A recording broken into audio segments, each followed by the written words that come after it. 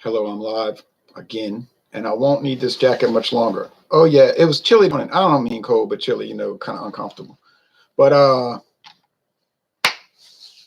it's gonna be 75 today, perhaps. Ooh, look at this. Evan Williams, original Southern eggnog, and there's a picture of the glass with the spices and all of that. Made with Kentucky straight bourbon whiskey, which would be Evan Williams, probably the green label, Evan Williams green label, 3-year age, charcoal filtered.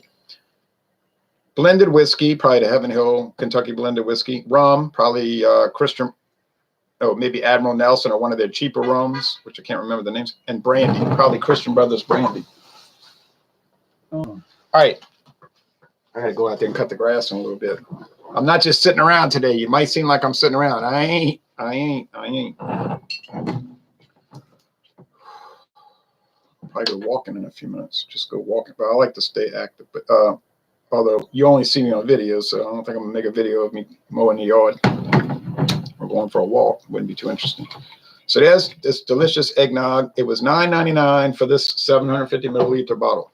So it pours like custard, eggs, milk products, could be cream, might be something else, but milk products. It's thick, yellow looking. It's eggnog. Okay. Then I'll put a little bit of this cinnamon. Great value. Great value is a great value these days. I remember back in the 80s, if you would get Walmart brand Great Value, it'd be kind of sketchy, very sketchy. Now they've improved it so much. You can get some really high quality stuff like the Great Value medium roast coffee.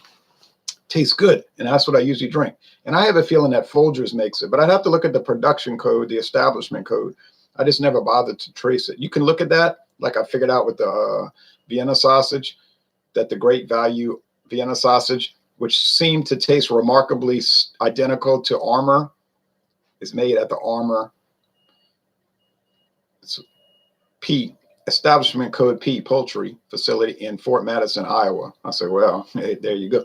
So I put the cinnamon in there. You can see that brown. Look at that. Oh, yeah. Oh, yeah. And I was talking about some anti-war concepts on the previous video, which was the wine, the Lindemans Ben 40 Merlot wine. And I was saying that with Trump, and I'm not totally bought in on him. People take that the wrong way. But you got hysterical people on Facebook, they just ran all day long. That's all they do.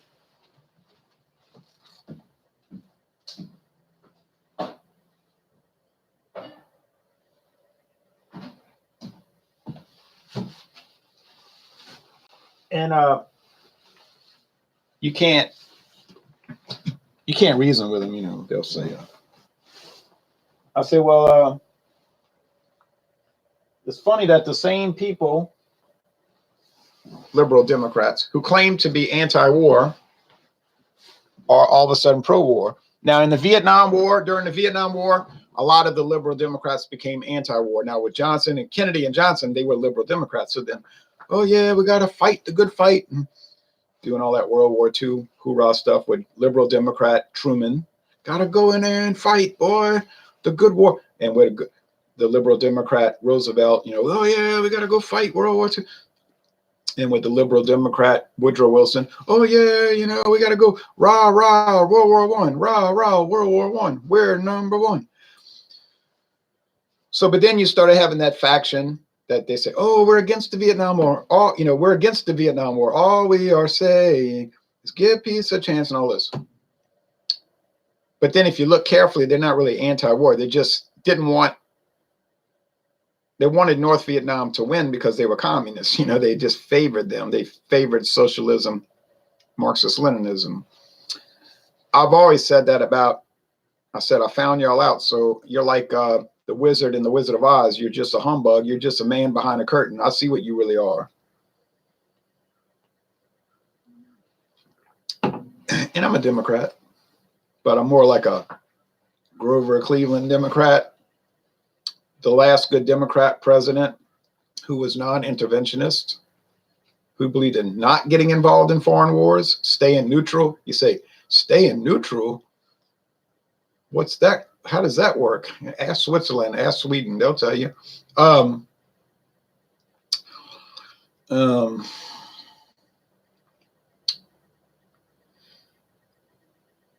a lot of these anti-war people, they like to block traffic and be all militant.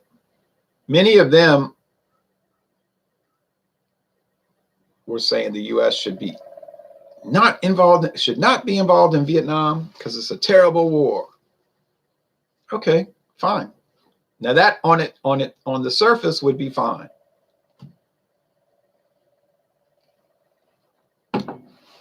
If you'd have looked at their website in 1975, but of course they didn't have websites in 1975. But if you started investigating their organization in 1975, you would see very curious things like, well, here's this whatever group they call themselves, Americans United to Stop War or whatever. You would find out that they, at the same time they were raising money to stop the war in Vietnam or get the U.S. out and cut off all aid to South Vietnam, the Republic of Vietnam, they would be raising money for like some organization to send weapons to help Cuba fight the war in Angola and Mozambique, or raising money to help terrorist organizations in South Africa to bomb South African or Rhodesian government targets, usually innocent people. So it's like, well, how are you anti-war if you're raising money to give weapons to terrorist groups like the African National Congress in South Africa, or ZANU and what's the initials of the other one, in ZAPU in Rhodesia, and they're setting bombs off and killing people and putting tires around people's necks and lighting them on fire. And these liberal Democrats, or liberal, it doesn't have to be Democrats, could be Socialist Workers Party, whatever, anti-war, I call them the anti-war crowd. They would say, well, they're fighting for freedom. I say, so in other words, you pick and choose your righteousness. In other words, if somebody sets off a car bomb and it kills a bunch of people and it's for a cause you support, you say it's okay. It's freedom fighters. It's all about justice. And it did the same thing with South Africa. Like I remember in the 80s, 29 hours a day, you would hear these Hollywood actors saying, people like Sean Penn, we must stop all trade with South Africa. This is a bad country. They are practicing apartheid. This is a terrible group of people. People like Sean Penn. Oh, it's terrible. Let us all stop trading with South Africa and destroy apartheid. And I would say, well, why should we stop trading with South Africa? We're not part of that country. We're supposed to have free trade with the whole world. Well, no, we cannot trade with them because they're a bad country. And if we destroy their economy, then they will change their ways and it'll make the people freer. And I said, well, okay. Well, the boycott did work. The embargo worked. The United States and Great Britain and the Soviet Union did destroy South Africa's economy, and their government decided to throw in the towel in 1990. And now, of course, South Africa's in its predictable destroyed state, as we all predicted in the 80s. 25 years later, you got exactly what we predicted, but the very same people like Sean Penn who were saying, we must boycott South Africa, were turning right around and saying, we must lift the embargo and the trade embargo in Cuba. We must trade with Cuba, our brothers in Cuba. I was saying, well, why should we trade with Cuba? Because I said, well, isn't Cuba a bad country? It's communist. Well, and then they would always defend it. Well, they have a few little imperfections, but it's a socialist paradise. They have free health care and they help the children in the schools. And I would say, well,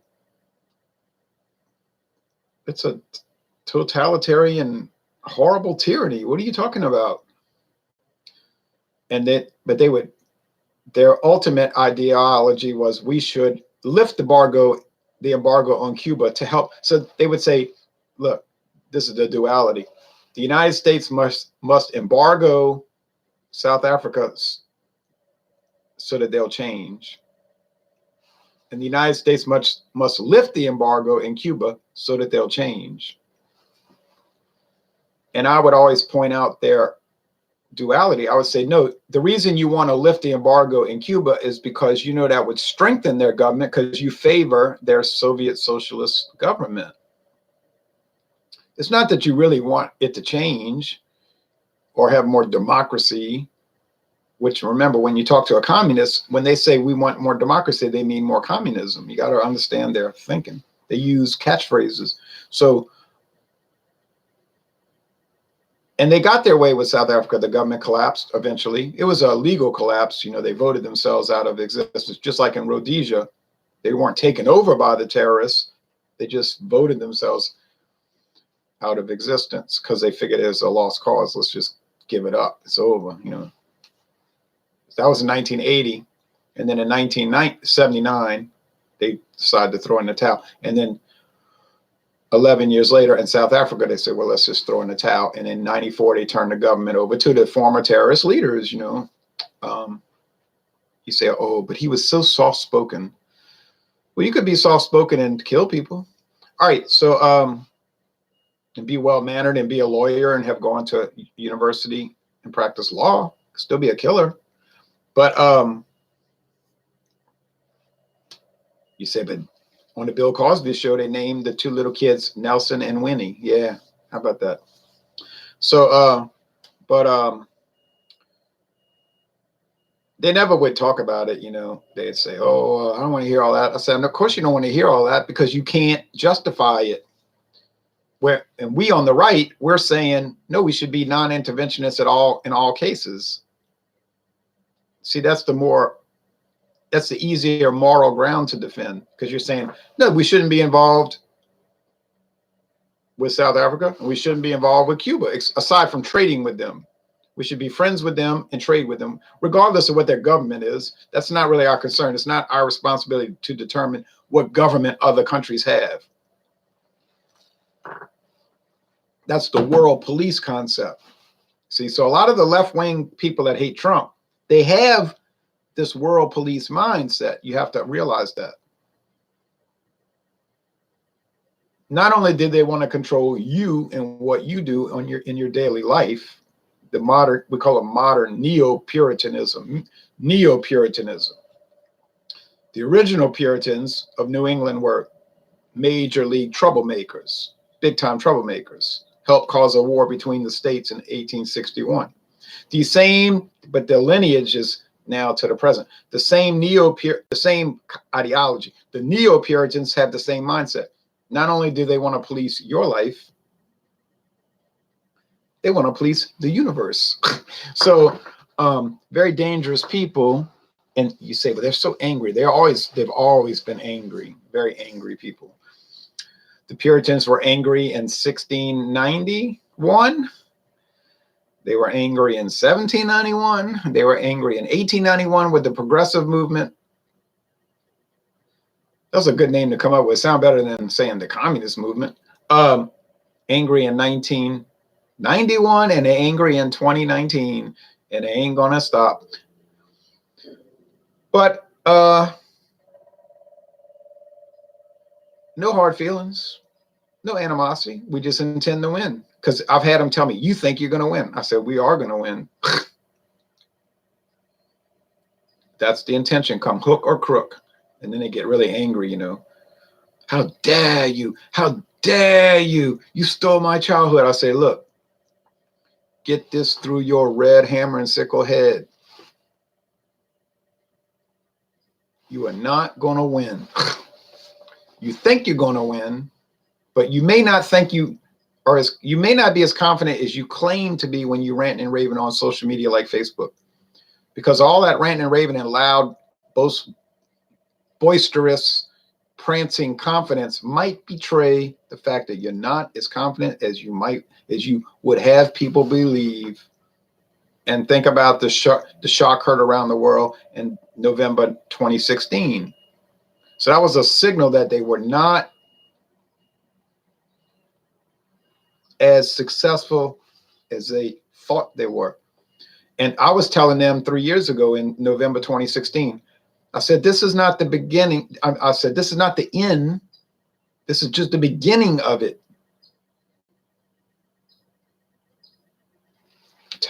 Tearing down the proud tower, this Tower of Babel, this modern Tower of Babel that you've constructed. It's not the end of it. It's simply the beginning. And it's happening in Hungary. It's happening in Poland. It's happening very strong in Eastern Europe. It's happening here in America. So I've told them on social media, I say, you can be loud, scream, curse, holler, say ugly things to people,